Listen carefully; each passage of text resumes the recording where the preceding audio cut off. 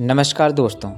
जब हम शिव शब्द का उच्चारण करते हैं तो क्या हमारे मन में केवल एक देवता की छवि आती है या उससे कुछ और? बहुत से लोग उन्हें विनाशक कहते हैं, कोई उन्हें नटराज कहता है तो कोई उन्हें भोला भंडारी। लेकिन क्या आपने कभी सोचा है कि शिव का वास्तविक ज्ञान क्या है? आज हम इस वीडियो में शिव के उस दर्शन को समझेंगे जो हमें जीवन की गहराई और सत्य से रूबरू कराता है। शिव का अर्थ ही है जो नहीं है। शब्द शिव से ई हटाने पर शव बचता है, जिसका अर्थ है मृत शरीर, यानी जिसके बिना सब कुछ शव के समान है। शिव ही वो शून्य है जिसमें ब्रह्मांड का सारा ज्ञान समाहित है। शिव हमें सिखाते हैं कि जब हम अपने अहंकार को शून्य कर देते हैं तभी हमें परमात्मा का अनुभव होता है। वे न आदि हैं न अंत, वे उस ऊर्जा के प्रतीक हैं जो हर कण में मौजूद है। उनके गले में लिपटा सर्प यह दर्शाता है कि समय का चक्र निरंतर चल रहा है, लेकिन शिव उससे ऊपर कालजयी है।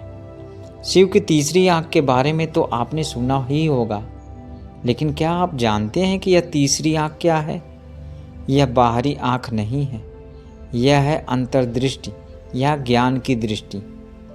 हम अपनी दो आँखों से केवल बाहरी संसार को देखते हैं जो नश्वर है, लेकिन जब हम अपने भीतर की तीसरी आँख खोलते हैं तभी हमें वास्तविक सत्य का ज्ञान होता है। शिव हमें सिखाते हैं कि ज्ञान बाहर खोजने की वस्तु नहीं है, वह हमारे भीतर ही है। जब आप अपने अंदर के काम, क्रोध, लोभ और मोह को जलाकर राख कर देते हैं तभी ज्ञान का उदय होता है।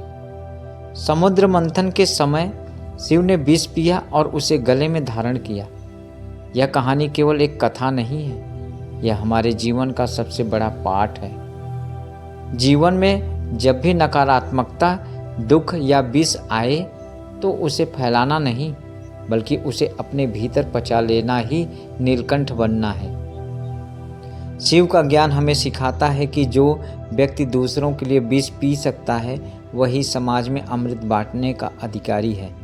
एक सच्चे नेतृत्वकर्ता को भी यही संयम और धैर्य चाहिए होता है। तो दोस्तों, शिव कोई व्यक्ति नहीं बल्कि एक मार्ग है। अपने भीतर के उस शून्य को खोजिए, अपनी तीसरी आँख यानी विवेक को जागृत कीजिए और जीवन के हर कष्ट को धैर्य से सहने की शक्ति रखिए। यही शिव तत्व है, यही शिवत्व है। अगर आपको आज का यह संदेश अच्छा लगा तो इसे उन लोगों तक पहुंचाएं जो जीवन के सत्य की तलाश में हैं। और हाँ, कमेंट में ओम नमः शिवाय लिखना न भूलें। अगले वीडियो में फिर मिलेंगे, तब तक के लिए जागते रहिए, जानते रहिए। हर हर महादेव।